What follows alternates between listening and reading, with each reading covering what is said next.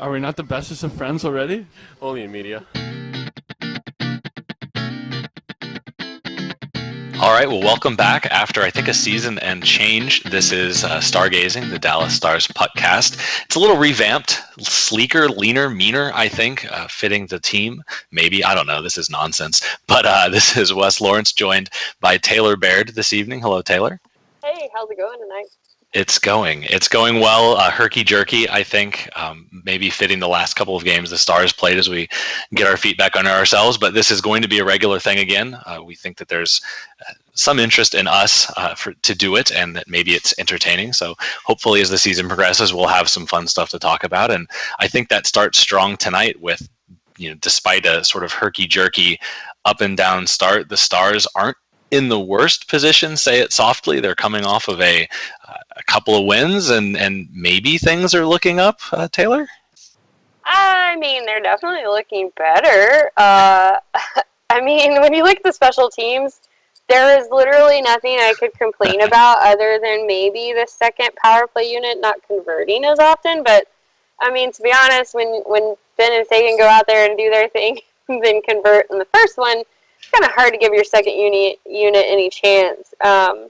Yeah, they're just looking great right now. Radulov is, I think it was Razor made the comment, it may have been Ludwig's if it was, props to him, but during the last game made the comment that Radulov has a similar kind of catch and release from the opposite board as Sagan, and it kind of, when you watch the way the power play works last year, they would kind of fall into a rut, right? If Klingberg's pass to Sagan wasn't spot on, then maybe the one-timer wasn't coming off exactly perfectly and the power play was stuttering a little bit. Well, now all of a sudden, they can reset or they can go to the other side of the ice, and Radulov has a couple of just buttes so far this season. So I think that is giving them, I think that's the reason we're looking at, I think it's 30.8% as we record this Wednesday night. And I think the funny stat to me is the league average is 18, just under 19. So I think the reason that, is the in terms of all of the things going on with this team, one of the absolute gems right now is how well that power play has worked, in particular how way Radulov has fit on that unit. And it's totally sustainable, 100%. I mean, so the thing is, the percentage probably isn't, right? I don't think that they're going to be sitting in April and May looking at a 31% power play. Yeah, I think that'd be like historically awesome or something like that. Maybe they're historically awesome. I mean, maybe they could be. But the thing is, though, you also have to counterbalance. Yes, I think that first unit is going to slow down a little bit. They're going to cool off. At the same time, I don't think that the second unit is going to be as inept as it's been historically for the duration of the season. Lindell has a couple. Spezza has had a promising road trip. He had a couple of very nice assists during the last couple of games. So I think that whatever ground the team loses, as maybe Sagan hits a couple of posts or some of those passes are a little bit late, or teams start to adjust sort of the second time around to that first unit, I think hopefully, and Ken Hitchcock isn't exactly a layman behind the bench, right? Hopefully they'll be able to make up at least some of that ground and keep the power play, if not at 30%, then hey, if they lose 5%, right, they're still in great shape. If they lose 10%, they're still in great shape. Exactly. And, you'd like to see a little evening out on the what's it called? Even strength. Yeah. On even strength, the Stars have been really, really not great. And it's kind of surprising. I think that they're still getting the looks. It's just that for whatever reason, and maybe it's just line matchups, or maybe it's the Stars haven't quite found the right chemistry between the different forward sets or what, but it seems like the Stars just can't quite get it going at even strength. So I think that as the season moves on, you're going to start to see the special teams regress to the mean a little bit, in a bad way.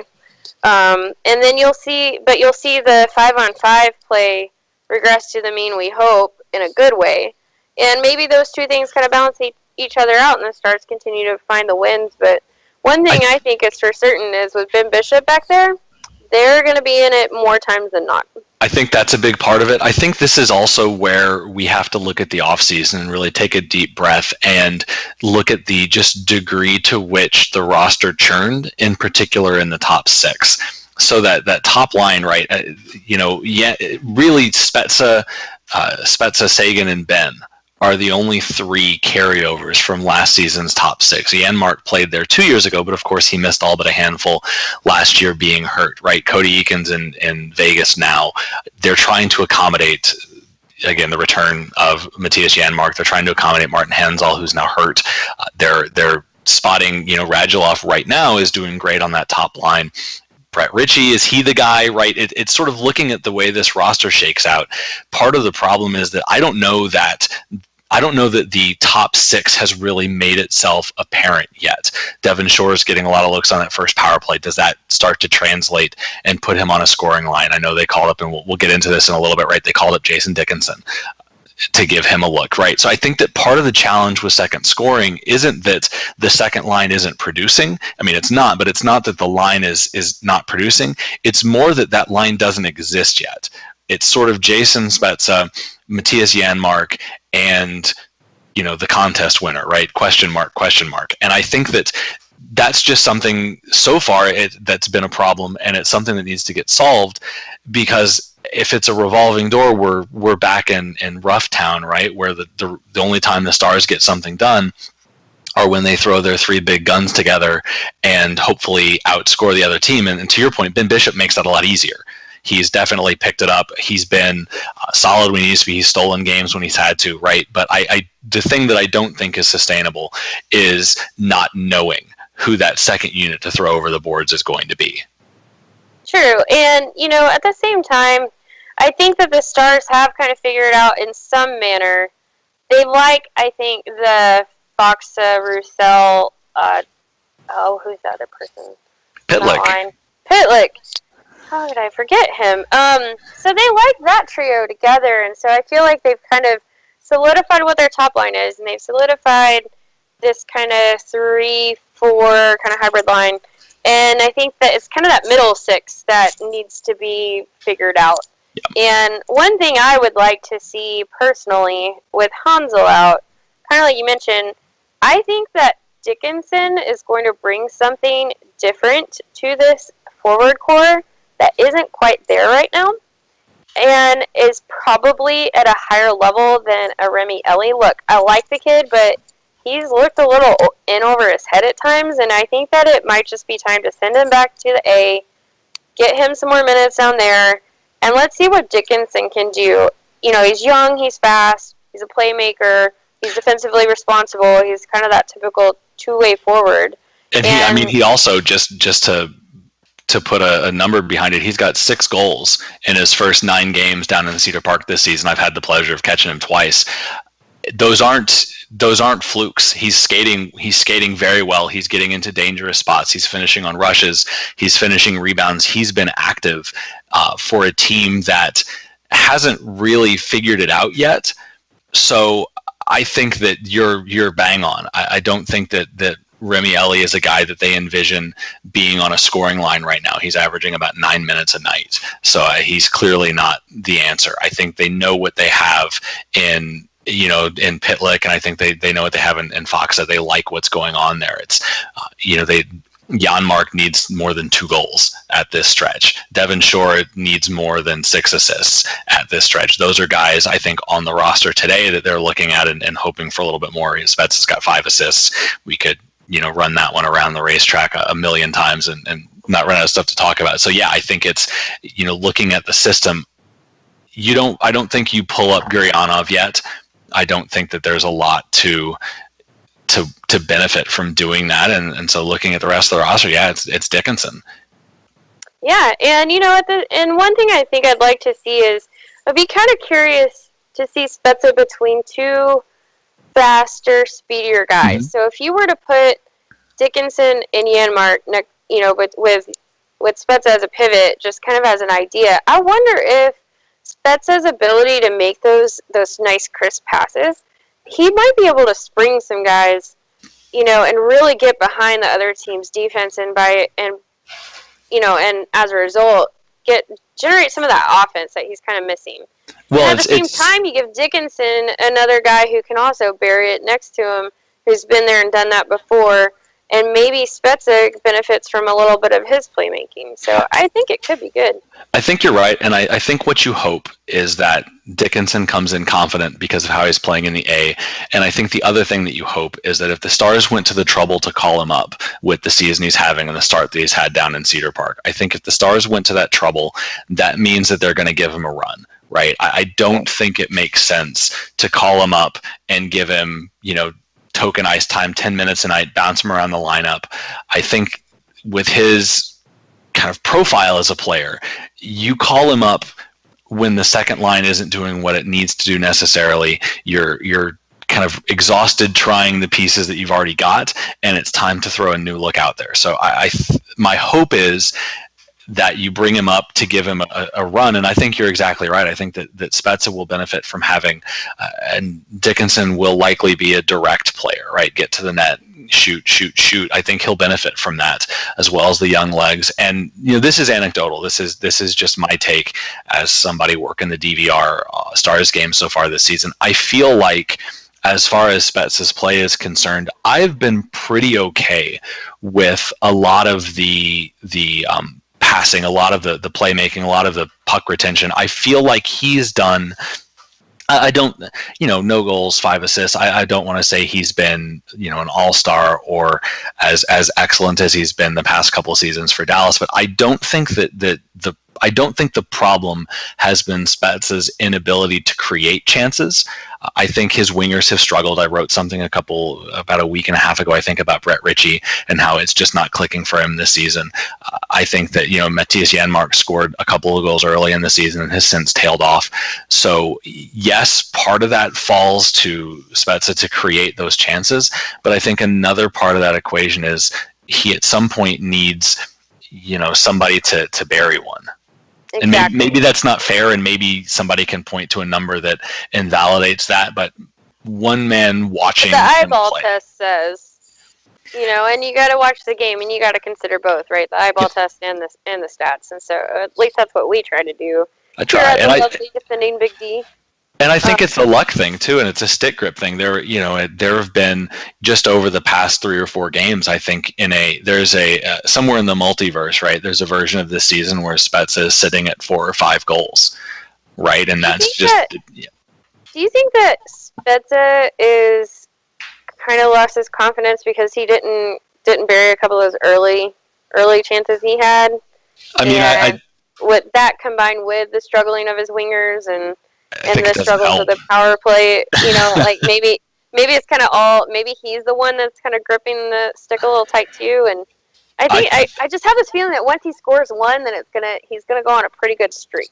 I do too, and I remember, and again, apologies to Jason's and family and friends who I know are glued to this, right? But I remember reading some things from him in past seasons where he talks a little bit about that sensation. Yeah, I'm not gonna play armchair psychologist or anything like that. He could be totally confident and convinced that tomorrow is the best day ever and he's gonna score a hat trick and get things rolling. But with the start he's had, I don't think I would begrudge him a little bit, even some frustration, right? There were early chances that couldn't quite go. I remember I'm blanking on the team they were playing against, but there was a breakaway at one point where the goalie made a fine save on the first shot, and Spezza very nearly pulled off playing the puck off the rebound between his feet, right? And talking about if that goes in, then the season's a little bit different. There was the chance against the net mouth chance against Vancouver that he couldn't quite find a way to put in. And these are things that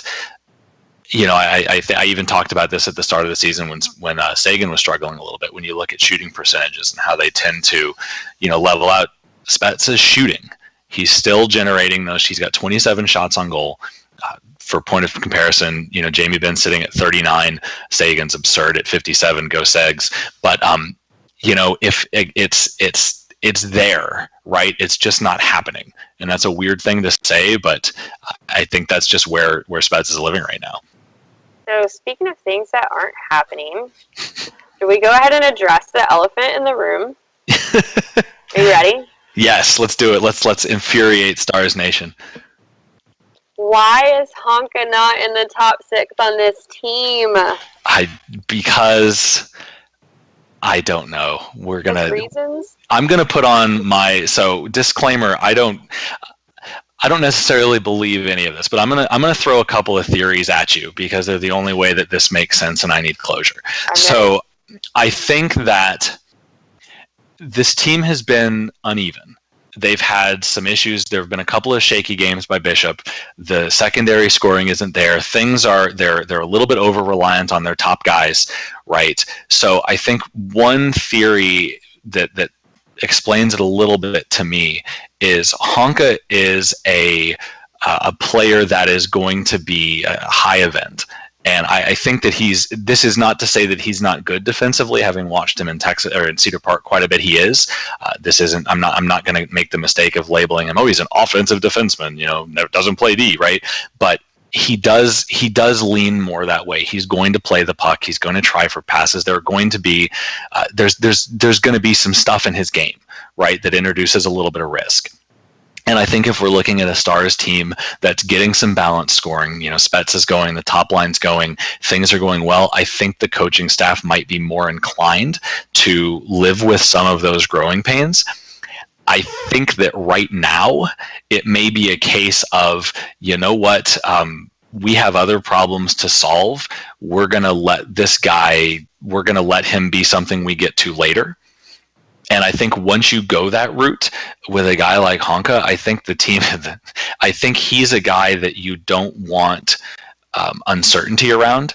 So if you're not going to, it's honestly a lot like I was talking about with Jason Dickinson. I think if you're not going to use Honka like Honka, then he's better off in the AHL right now than he is fighting with Patter and Alexiak for spots on the roster, because that you can yank those guys around, and it's, in the case of Patter, and it's not going to change who he is as a player at this point. And in the case of Alexiak, well, he's, that's just the Jamie Alexiak show at this point. So I think that when you look at least my theory is Honka goes down because what the Stars need him to be is something more than what he can be at the NHL level right now, until they figure out, okay, is Johns actually, once Johns gets healthy, is his play for the start of the season, is it a bounce? Is it sustainable? Can we get a second line going? Can we get some stability in the bottom 2/3 of the roster, right? So I can close my eyes and talk myself into that as a reason he's not with Dallas. Okay, but here's my question. If you're willing to put up with the risk inherent in Klingberg's game, and then you're willing to put up with Alexiak coming in and consistently making boneheaded plays, because they are that, and then, it's kind of hard to justify giving him so much rope and not giving that to a guy like You want me to answer that brutally honest? Tell me. Because I need to understand. I think at this point, if you're Stars management, you don't care about the impact of stapling Alexiak to the bench in the third period. At this point, you are no longer concerned with what pulling him in and out of the lineup does to his development. Again, that just if you're trying to make this situation make sense, you can do whatever you want with Alexiak at this point. He is he is what he is. You can play him 14 minutes a night. He can make a mistake, and you can go with 5 defensemen the rest of the night. You can shelter his minutes. You can do things to minimize the output, the potential of his, bonehead gaff. And yeah, you may wind up in a couple of situations like when Stephen Johns goes down and all of a sudden he's got to play more, and that's not great. But you're not going to, you're not exactly you're handing the keys, you're handing your teenager, right, the keys to a Fit, not a Ferrari. And so, yeah, there may be a problem. There may be, you may run out of gas, may crash a mailbox or something like that. But hey, it's a Fit you've owned for 10 years. It's not the Ferrari you bought last week. And so I get that, and I'm coming around to your line of thinking there, but I do feel that it kind of does. It sends a really mixed message if I'm a player. Granted, we don't know what's going on behind the scenes, and we'll go ahead and disclaimer that. Like, there very well could be other reasons, or I mean, different you could be trying, conversations. hoping Jamie Alexiak puts together a good 10-game stretch and you can trade him for something, right? Or And even, so that there's kind of stuff. brings me to my question, though, is like, doesn't Jim Nill deserve a little bit of criticism for not solving this 10 NHL-ready defenseman under contract situation back in the summer? I think he Could does. this not have been avoided? This is every bit. He deserves every bit as much criticism, if not more, for this. Just to compare it to another flashpoint, since we're already pissing people off, I think that it is more defensible that he went into last season with still having both Niemi and Lettinen on the roster and decided to give that duo another role. That was a more defensible decision to me than how long it has taken to untangle this disaster that has been the Dallas Stars, the bottom 3 spots on that defense over the past couple seasons. It's whether it's how they've and it may be that they drafted the wrong guys. At some level, they have either misidentified, misdeveloped, or both a sequence of players. It's not just Alexiak, it's Nemeth, and it's I'm blanking on names, but there's been just a run of them. Right, but isn't part of that though too? I look at it and I go, Alexiak, was he not a Joe Nieuwendyk pick? He might have been. I feel like he was. He's been around forever. So he was drafted. I want to say he was probably Joe Nieuwendyk's last number 1 or first draft pick of the Stars before he was let go. I feel like because it would have gone. I'm gonna say yes and leave it to the internet to correct. Hiskinen for no, maybe I don't know. Anyway, regardless, I just feel like I want to say that this is not Jim Nill's guy. So you kind of look at it, and granted, general managers don't come in and just go, I'm any guy that's in the system that isn't mine, I'm just going to completely write off. I don't think that's the case. But you do wonder, what blackmail material does Alexiak have? Well, I mean, I making these decisions to keep putting him in there. Again, playing devil's advocate, I think if we're looking at Honka with a couple of goals and some assists, if the other side of that reality is, yes, there are some underlying metrics that say he's been quite good. But at the same time, Honka is he's put up Bubkas in 6 games. And so I think the other half, and again, I'm in your boat. I think that at some point this team has to decide to trust somebody and give them I'd rather it be Honka. And I would as well. Guy of the future. I would as well. But again, if you're not going to do that, I would rather them dink around with the likes of Alexiak and Patterson and even to a certain degree Johns. And if they can kind of run those situations off the road without pulling, Honka down with them. Yeah, because again, I think you raised an excellent point. We can only see what we see, right? I think that the team is sort of bizarre. You're seeing the other half of that scenario, in that there is a very good case to be made that Esa Lindell struggled mightily last season, and the only reason the second half of the season didn't look like a complete disaster was because it happened to coincide John Klingberg with got better. Yeah, Klingberg figured his game out. Well, sure, that may or may not have been true, but guess what? Lindell entered this season, and he's a confident, poised NHL player, and all of a sudden, we're not asking any questions about whether or not he belongs in the lineup, right? So I'm with you. I think that it's at some point, there's a clear. I would much rather see situations like Esa Lindell where we decide, here's your 40 games, kid, make or break. But again, maybe there's something in practice, and they're seeing that it's telling them, hey, you know what, we're really not going to get Honka going if we can't put him in scoring situations on power plays, give him, important minutes. And with the team, at the time I think that he went down, they were, they're 7-5, right? So they're a +1 goal right now. So they've been middling, right? Especially offensively. So I think that maybe you're looking at Honka and saying, I'm going to have to be really twitchy with my bottom forwards anyways, right? I'm going to have to be really quick with the hook with my bottom defenseman, sorry. And if I know that I'm going to have to be quick, who's the guy that I'm most willing to compromise by doing that? And I get that, and I understand. And, but I do also look at it, and I kind of think that Honka was he was put on the second power play unit that we've already talked about hasn't really been converting. So that's partly maybe his fault, but also partly not, because I mean none of the other guys on that unit were doing it. I mean, Lindell scored twice. Is he on the second? Yeah, I guess he is. Yeah, on the not to be a contrarian, but Lindell has scored twice. Okay. 3 goals overall, but twice on the power play. Whatever. But I guess what I'm saying is it's not like they were clicking at the same rate as that first power play unit. You know, and then when you look at the way that Honka was used, I think he was quite often on the ice with those 4 groups that were struggling to create offense. So you start to wonder, is this a chicken and egg situation? You know, is it that they're not getting, you know, like he's been driving the possession and the numbers have shown he's been driving the possession. So at some point, don't you kind of look at it and go, well, obviously it's maybe not you. Maybe it's the other guys. I mean, again, if I'm an optimist, I say that if the team is playing better, you do that. If I'm a pessimist, I say the Stars haven't been able to make those kinds of decisions or determinations with, 4 defensemen before Honka. So maybe... So what's going to change it now? Yeah, exactly. Like maybe say it softly, but it's possible that Klingberg is the exception rather than the rule.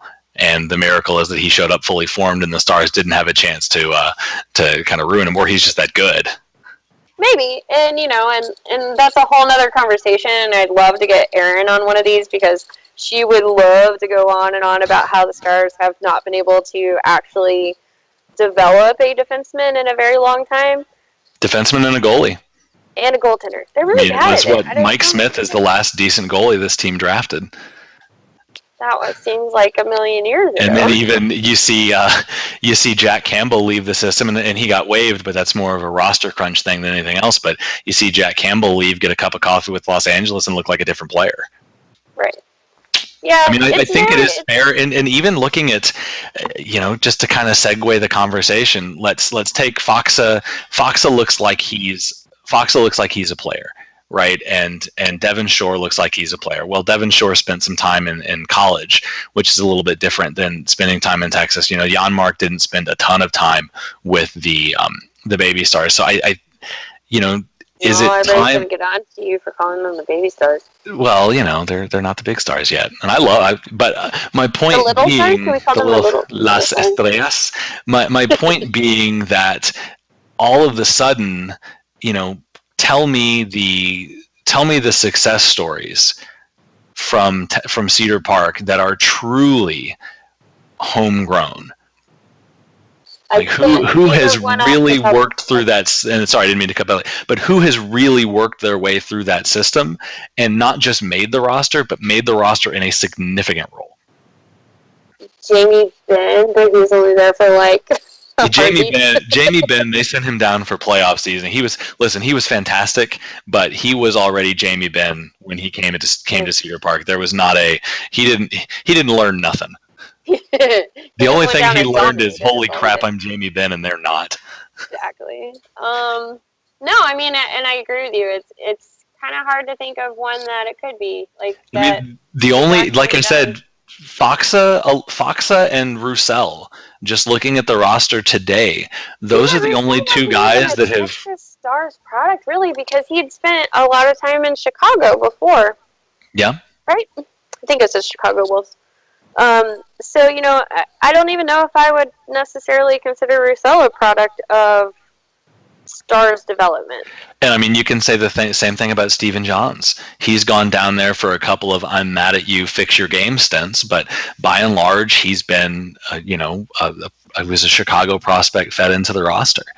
So I think that Faksa may be the only true one that they've done in a while. Yeah. I mean, it's sort of, we're getting to the point, Guryanov is going to be the real litmus test. He's a big, of course, Nichushkin had his whole situation and went right to the big team and then to Russia, so he doesn't count. Alexiak hasn't panned out. Nemeth hasn't panned out. I am blanking on the 3rd member of the original Dallas Stars. What are they going to do? Defenseman trio that wound up in, I think, Calgary for a little while. But, Philip Larson. Yeah, Yoki Paka, that's right. Kevin. Kevin, Kevin Connaughton, throw him on the list. We already talked about Jack Campbell. It goes back even further than that. You look at Fistrick, you look at Grossman. I mean, you could go on and on. There's a whole line of them, and I'm sure it's not like this is necessarily a Dallas Stars only problem. But no, but if we're going to have to accept if we're going to get if Dallas is going to be the winner of every offseason, then we're going to have to be, we're going to have to look at them against those kinds of optics. Yeah, and then contrast it with somebody like, and then it's the gold standard obviously, but right. Pittsburgh, right? They just get a guy off the street and he scores 20 goals for the team. Yeah, I'm kind of curious too, because it seemed like for a while there, Detroit was continued to just prospect after prospect. They would home grow them, build them up, bring them in, and it seemed to just kind of flow like clockwork. And now obviously years and years of making the playoffs and finishing with lower draft picks has kind of done some work on their farm system, and now we're starting to see their decline. But, for a long time, they were kind of set up and built to just kind of constantly have that influx. Oh, yeah. We need another guy. Oh, we have one. I think goalie is the best example of that. They went from Roman Turek, right? All of a sudden, he's the starter in St. Louis. They pull in Manny Fernandez. Manny Fernandez, all of a sudden, he's the starter in Minnesota. They pull in Marty Turco, right? Belfour moves on. They move in Mike Smith, right? So that the pipeline was active. And by the way, from the crack DBD research team, Oleksiak was a Nieuwendyk pick, but he wasn't the last. Faksa was the last Newey first rounder. Nils' first goes were Nuke and Dickinson. And then as far as the other ones go, I do have a little bit of egg on my face. Kevin Connaughton has turned in. He is a regular NHLer, the heavy asterisk being he plays in Arizona, so he's quad A. But he has found a regular spot in the NHL. But again, just to kind of run through, credit where credit is due to the wonderful research department. Sweet. I love our crack research department. The DBD offices are busy even late at night. That's when we do our best work. But it's something that, in even Fox, I'm huge on Fox, and I think that I was a little bit miffed that they brought in Hansel, because I think that Fox needs to be playing more and a larger role for the team. But even the guys that they are consistently pulling into the lineup have been much more depth players, have been much more guys that fill in those bottoms. It's the Gamil Smiths and the Remy Ellies of the world. Antoine Roussel being an excellent example. Players that are very, very good and are useful NHLers, players that you absolutely have to win. I am personally a very, very big fan of Roussel's game when he's on the ice. I think that's they're fine in that regard. I think it's those next level players. They seem to be very good at finding guys, forwards particularly, getting them into the system and turning them into parts that can be used in the NHL. I think where they're struggling is taking those high-end assets, or even turning, they're not finding any diamonds in the rough. They're not taking any of their first rounders, and even going back to Scott Glennie. And whether that's a case of they're picking the wrong guys, or whether it's they're picking the right guys and doing the wrong things, or a little bit of both. But if and then credit where credit is due, right? If we're not in a world where they're finding John Klingberg and they're trading for Tyler Seguin, and they're insisting that Janmark gets included in a trade, and they're convincing Spezza to sign, and they're finding Radulov, right? If we're not in a world where the veteran transactions and the opportunistic transactions are as good as they've been, then this team could be pretty dire. Right. Take Seguin off the roster. Over we're not going to go down that road, because we like him and we want to keep him. He's fantastic. So we're not even going to envision a world in which Tyler Seguin isn't on this roster. I mean, it's more of a world. We'd have to envision a world in which the Boston front office isn't petulant and incompetent, and that's a whole different problem. But it's just hard to, and maybe Valeri comes back from Russia realizing how much more fun it is to be in Texas than it is Siberia, or maybe he's a more rounded player. Maybe Guryanov is, and he has looked fantastic the couple of times I've had a chance to see him live. He looks like he could be capital L legit, right? So maybe one or two of these guys hits and it changes the equation. But I don't know. And that would be maybe the real true test of Jim Nill's prospect development too, because when you think about it, you really have not seen the true graduation or matriculation of new Indite prospects through the system. You still have some of those down there. Well, and to your point, Dickinson could be that guy. If Dickinson steps up and scores, if he scores regularly, and that changes the entire conversation. Right. But right now we're looking at Brett Ritchie, and unfortunately, just it's not there. And it looked like it might have been there last year, but whatever was there last year doesn't appear to be there this year. And I've kind of thought this before, and tell me I'm crazy, but I feel like Brett Ritchie's game and his size and his kind of slower speed. I don't want to call him slow because I don't think he's slow by any means, but he doesn't appear to be as speedy as a Pitlick or Roussel or Foxa or those guys.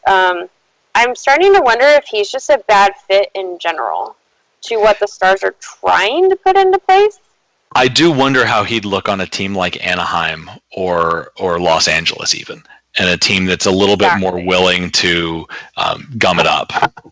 And that's exactly what I was kind of thinking was I feel like he actually would be a good fit in a place like Boston or a place like Los Angeles where they're a little bigger and they really try to play that more heavier game. And I think he would probably thrive in that environment.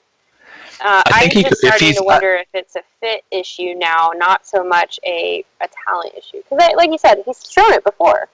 But I really I'm starting to wonder if it's kind of a combination of the Stars need a guy to go to the front of the net, and so they're keeping him on the roster, but he doesn't gel enough with the speedier guys around him to make those assets come forward for him. Yeah, I mean, that's possible. I think the other half of that is we have to, it's trying to untangle how much of this is how much of this is Spezza slumping, how much of this is Remieli maybe not being a top 6 player, and then how much is on Ritchie. I think the thing that struck me, and the thing that makes me inclined to agree with you, and again, this is about a week old, and he's trended up a little bit since then as I look at stats. Well, he's actually come up quite a bit, but he wasn't shooting the puck early in the season. And he's up to, and that to me, especially as a forward, it's and I've said this in articles, and I've said this, years ago when we used to do these podcasts regularly, right? But Alex Ovechkin doesn't lead the NHL in goals because he's a, super accurate laser light, because he's scoring on 50% of his shots. He leads the league in goals because he gets 400 shots in a season. Yeah. Which is why Stars fans should be seeing that 57 next to Sagan's name and doing, happy dances and saying, "Hey kid, can you double it?" Right? So whenever I see a forward not scoring, that's the first one to go to. And he's gotten better. He's up to 15 in 12 games, which is a fine total. But again, that's not a... that's not going to blow your socks off, though. No, it's not. And there's still too many, just looking at the last 5 games he's played, right? He had 7 shots combined against Colorado and Carolina. He's had 2 since. And you're just not going to be a scorer at the NHL level if you go, 2 or 3 games without getting a shot or staying in single digits. You just can't do that. Contrast, he had 78 shots in 31 games his first season. Last year in 78 games, he had 167, right? So he's, you gotta get something towards the net. Yeah, and I do wonder if maybe part of that is if you're playing next to a guy like Spezza, you want to give him the puck, and you want him to go down and, have the opportunities to score because he can. But when he's struggling, I feel like, as a rookie or rookie-er player, it might be difficult. He played 78 games last season. I said rookie-er, I corrected myself. Rookie compared to Jason Spezza's experience. Yeah, that's fair. All right. And you look at that and you wonder if, he's kind of deferring more because of Spezza's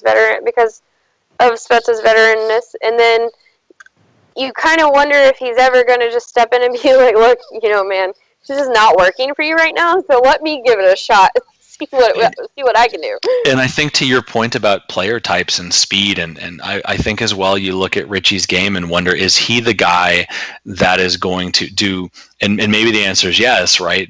But I feel like the results so far prove that maybe it's not, but if you look at the areas in the ice that turn Spezza into a dangerous shooter, right? Can Richie give him that room? Is Richie the guy to play off him? And I don't think, I think so far the 12 game sample size is that no, he doesn't appear to be. Right. It's a very interesting dynamic we have going on there in Stars Land. Let's change the topic just a teensy bit. Let's do it.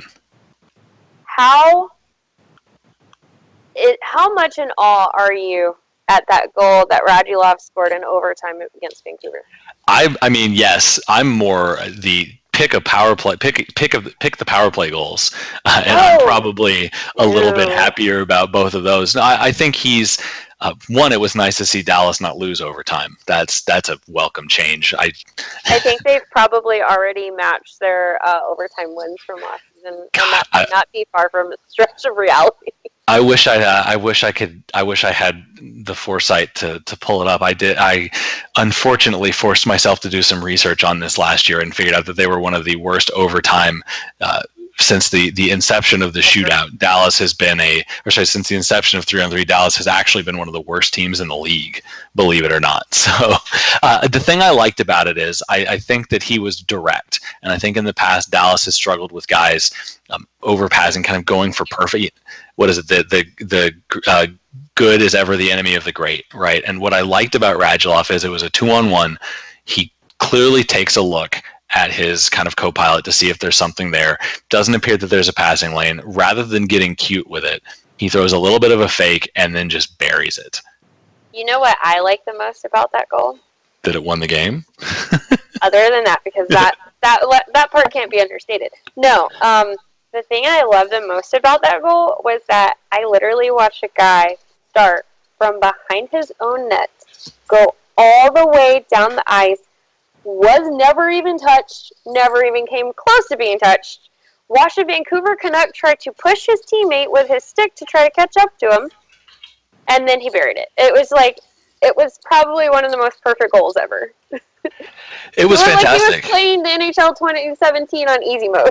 Well, and kind of staying on this topic, but bringing it into what we've talked about previously, right? We've spoken so much about fit as a possible problem with the second unit. I think we're seeing the opposite with the first. Radulov is a kind of, he's a bit mercurial, but he attacks.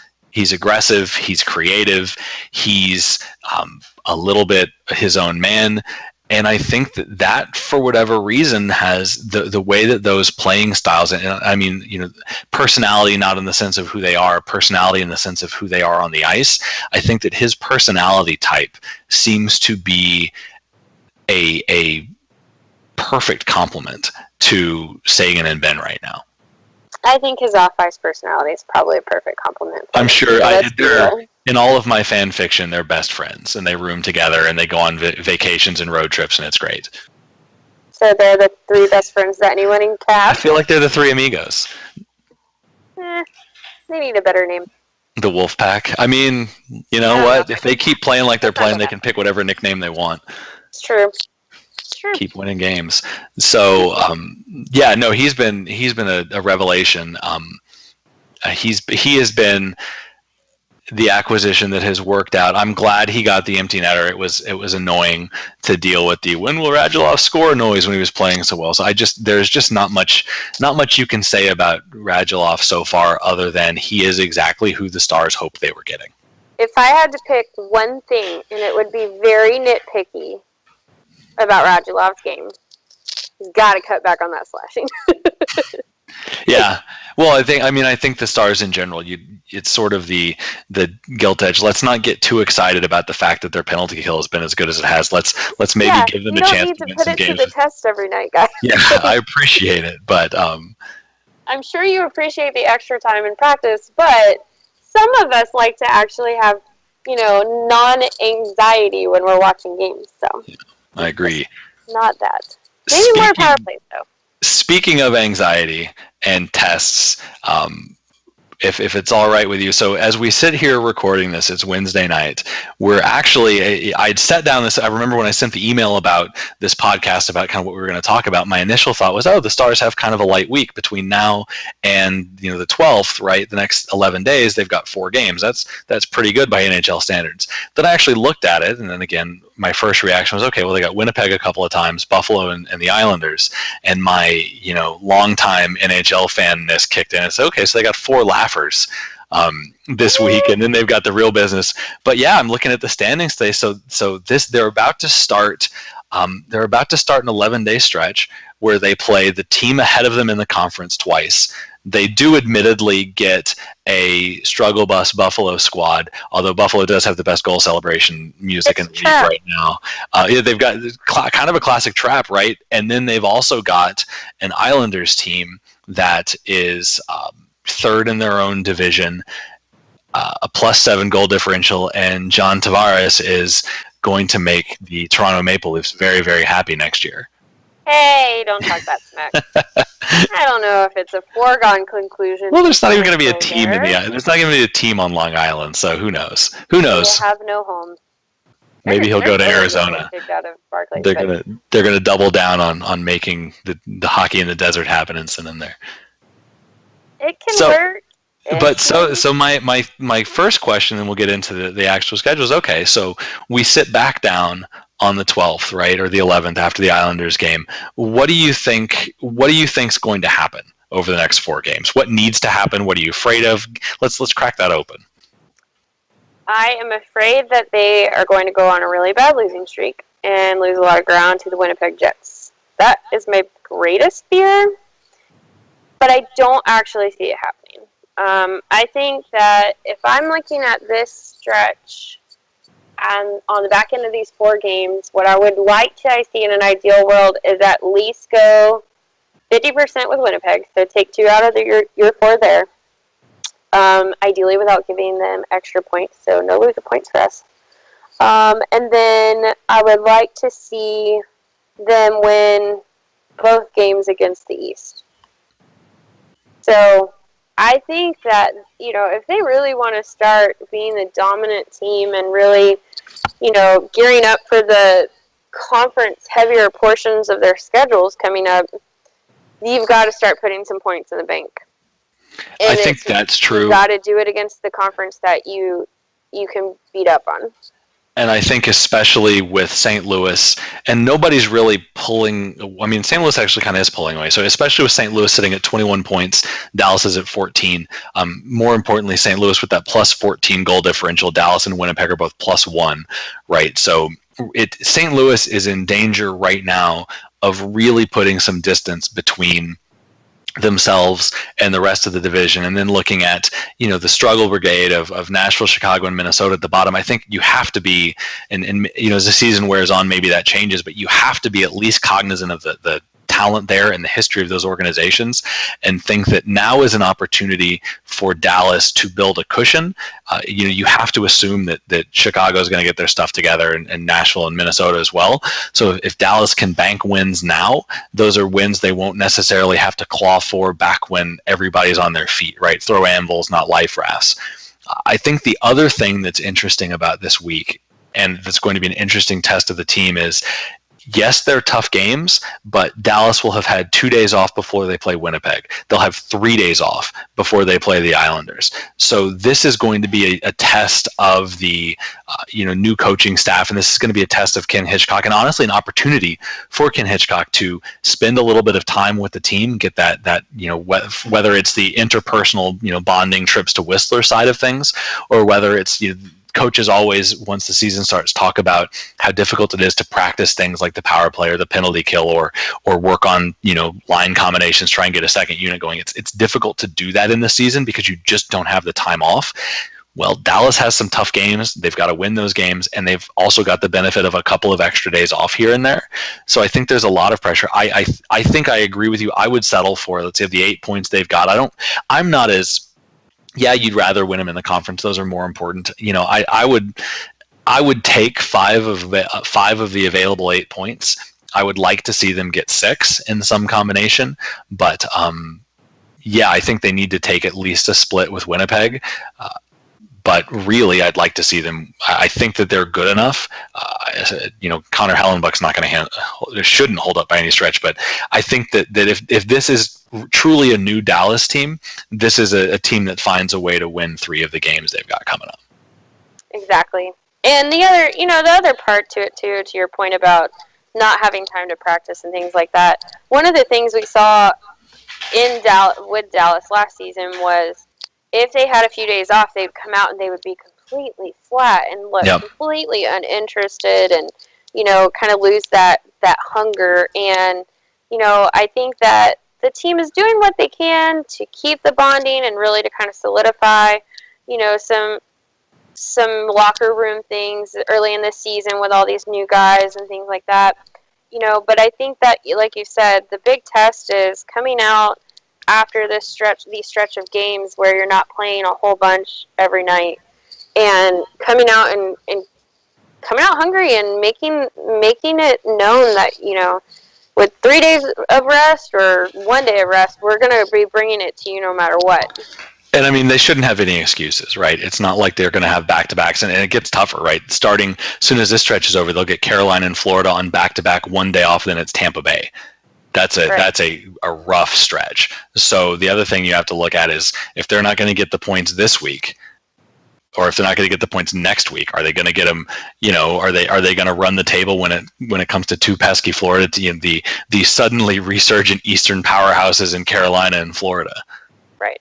And the other thing that I think that, while not necessarily top of mind for many fans yet, or even front offices, because it's kind of a urban legend, but has also been proven to be true.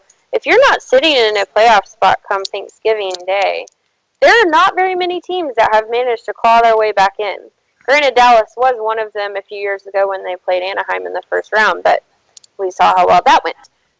You're right. You're sitting here, you've got 3 weeks until Thanksgiving, and you're in third place, tonight as of Wednesday night, but a lot of teams are kind of all jammed up against each other, still early season, still, small sample sizes, things of that nature. But you've got to start putting some distance between yourself and the rest. Especially if the bottom half of the conference, Nashville's lost 1, Chicago's lost 3 in a row, right? Especially if you're getting gifts from what were supposed to be your toughest opponents. Right. You got to take advantage. Yeah, it's good teams find killer instinct. If this is a team that's going to succeed at a higher level, then this is a team that sits down and looks at circles the calendar, right, and says, okay, we're going to get 4 points off of Winnipeg, and we're going to be the team that's competing with St. Louis. We're not going to be the team that's looking back at Colorado. Right. So that's, I think, another thing that I'm keeping an eye on is, can this team do well enough in the coming weeks to be in a comfortable position in terms of standings come Thanksgiving Day? I think that's all you look at, and I think you have the luxury of not caring how. I would. It's not ideal, but if their recipe is going to be superb special teams and timely goaltending, then guess what? That's just what the team is. I'd like to see them round one out. It was a 1-0 game, so I bit my nails a little bit more in overtime, but they haven't had a huge, scoring outburst from, and I Jamie. keep waiting for it. It's gonna, and maybe it's in Winnipeg, but yeah, I think you're right. This is the time. This is a team, and hopefully they're veterans enough at this point. Ken Hitchcock certainly has been around the block. I think this is a time when a good team looks at their calendar and says, we have an opportunity to do something now that will help us when things get really tough, and we have to find a way to get it done. Yeah, so I think this stretch will tell us a lot about the identity and the fight of this team. Yep. And how well they're going to come together and take advantage of these moments. And then, that'll, I think, will give a lot of people a lot more confidence going into the tougher stretches in the schedule. Well, let's not be too hasty there. This is still Dallas Stars fandom. We're going to be, We're going to be cynical, and yeah, we've been burned before. But it'll be interesting, and at the very least, I think, and we'll probably wrap up on this one. I think at the very least, it's nice. It's nice to be worried about. Will they be able to win a tough stretch of games versus OMG? It's going to go terribly. Right, it's nice to be worried that can this team be more rather than how much farther is the sky going to fall. Exactly. And so I guess before we wrap up, any closing thoughts?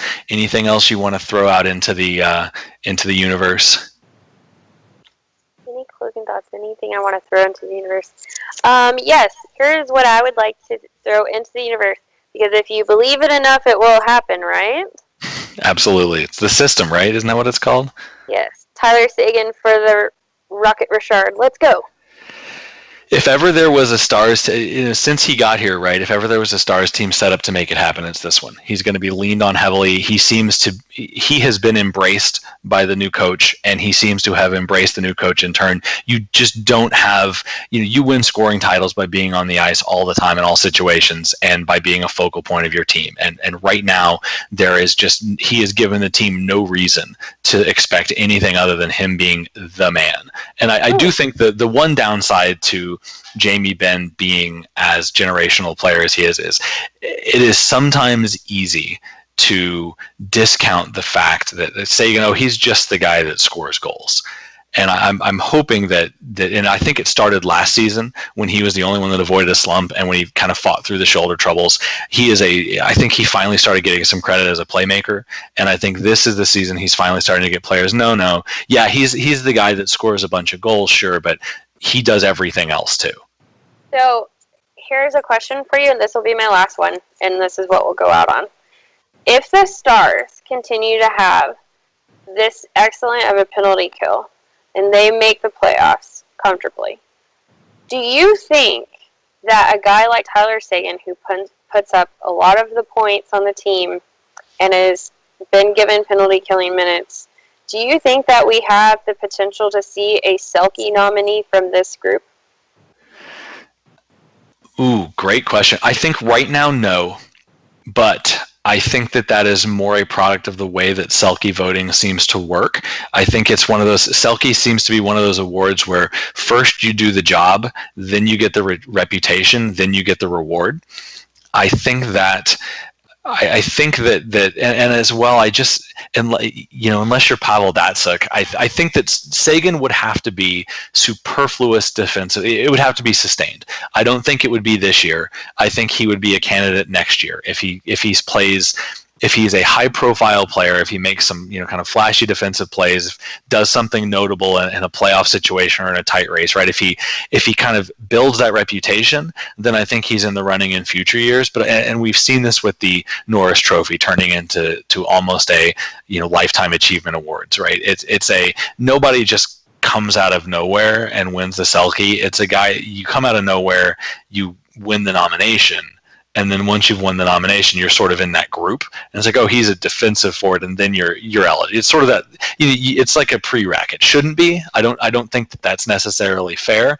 But I don't really see anybody coming out of the cold and walking away with the Selke without at least one or two kind of reputation building seasons first. You don't think that Jamie Benn's kind of done that? Because he's a big part of the penalty kill as well. He actually does more minutes on the penalty kill than Tyler Seguin does, and he does pretty decent at scoring. He does. His role on Team Canada. I think a lot of executives, a lot of Eastern Conference media, etc., came out of that realizing that Jamie Benn's actually pretty good at that two-way hockey thing. I think Ben is further. He's probably one season further along than Seguin is. I think the problem is Dallas has been an abject team defensively. A couple of the seasons they've been involved. So I think it's right now they've still got this sort of stink of last season, and it's really difficult to look at that group and say, wow, a guy on that team is a Selke nominee. And there yes, you have it, folks. West crushing dreams. I'm just saying dream, maybe it's a dream for next year. I think the talent is there. I think that certainly the appetite from the coaching staff is there to put them in that situation. I think that we need to see more it needs to be more of a thing. That it needs to not. We need to wait until we're past the All-Star break and Sagan and Ben are still routinely killing penalties, and Dallas is still a very good penalty killing team, and Dallas is competitive, and they're not the 3.5 goals against tire fire that they've been in years past. And if we get there, then yeah, I think absolutely it's something that could be in play because they have national profile. Right, they're names that people know. They're going to put up offense, which gets attention, which again, that's important as well. People need to be talking about you. So I think they check a lot of other boxes. They just need to put in a little bit more time.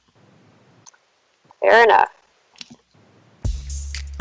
Well, thanks, Wes, for joining me tonight. Appreciate it. Good talk as always. Always. So glad we've got this started up again, and I look forward to the staff continuing to put out episodes for our listeners, and maybe we'll have you back on.